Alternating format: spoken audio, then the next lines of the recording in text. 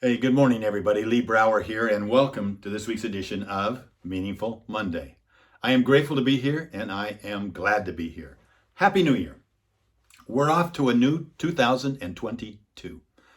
You know, I like the quote by Victor Hugo that says, "The future has several names. For the weak, it is impossible. For the faint-hearted, it is the unknown. But for the thoughtful and the valiant, it is the ideal." How do we make 2022 ideal for us? A lot of it comes right with mindset. And in that mindset, the number one ingredient is gratitude. You know, last year, I had a word that I chose to guide me through the year. It's a tool. I hope you do the same. The word was elevate. And I use that for everything that I did. I asked the question, will this elevate me? Will this elevate my family? Will this help elevate our business and our clients and customers? And it guided me. I picked two words for this year. The two words sound exactly almost alike except for the letter L. And it's complete to compete. The root word is together. So complete means to have all of your ingredients together, like a chef puts all of his ingredients on the table before he starts to cook, before he starts to prepare. Gets them all on the table. Then compete together means to strive alongside of or work together. Together is the root word. So first, let's focus on what we need to be complete. And the number one ingredient is gratitude. Because without gratitude, you can't really compete. You can't strive alongside of each other to be able to achieve that bigger. It will wear you out. So think of the four levels of gratitude. They're like a triangle. A bottom level is ungratefulness. And ungratefulness, how many of you enjoy being around people that are ungrateful? It just doesn't feel good. In fact, it dominates our news media. It dominates in so many elements of society.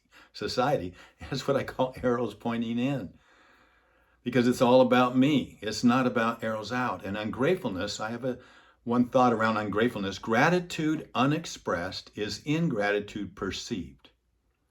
Gratitude unexpressed is ingratitude perceived. So I don't think any of us perceives ourselves as being ungrateful. But if we're not expressing it, it may be perceived that way. Level number one. Level number two then is social gratitude. It's all about respect. It's what your mom wanted you to always say. Remember to say what? Please and thank you. Social gratitude. But with each step, there's also a challenge. And the challenge with social gratitude is that it becomes meaningless. It becomes rote. We're not really giving it our heartfelt approach. The third level is appreciative gratitude. And appreciative gratitude is really all about acknowledgement, recognizing and acknowledging those things in our lives that we value. You know, it's interesting, though, that the definition of gratitude includes appreciation. But appreciation does not have to have gratitude in its definition. You can appreciate something without being grateful for it, but you can't be grateful for something without appreciating it. So there's a risk or a challenge with appreciation, and that risk is comparison and expectation. How many times do we say, I'm grateful for my health, but you're comparing to somebody else's health? You've said it. Look at so-and-so. It could be worse. So we should be looking at the world and hoping that they're worse so that we can be better.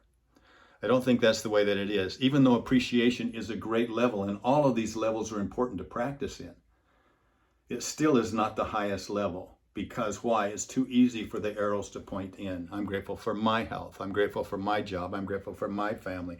I'm grateful for my car. I'm grateful for my.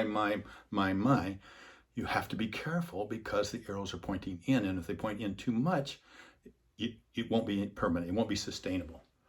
So the fourth one is, of course, at the very top is the highest level of gratitude. It's empowered gratitude. And empowered gratitude is designed, the perfect mind is to equip or supply others so that they can empower others. You see, empowered gratitude can stand alone. It doesn't need acknowledgement to hold it up. It flows like a river from one person to another. It's arrows out without expectation and without comparison. Comparison is the thief of joy. It was Melody Beattie that said, gratitude makes sense of our past, peace for today, and creates a vision for tomorrow. Now, there's a book called The Outward Mindset by Arbinger. The Outward Mindset by Arbinger. I suggest you get it and you read it.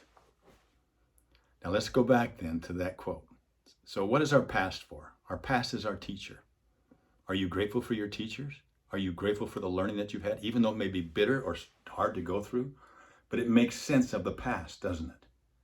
And our future gives us that something to aspire for. It gives us hope to be able to see something bigger. It sustains our present agony so that in the moment, from the learning from our past, always make your past greater than your future, and the vision of the future, always make your future greater than your past. Let's get this right. Always make your future greater than the past.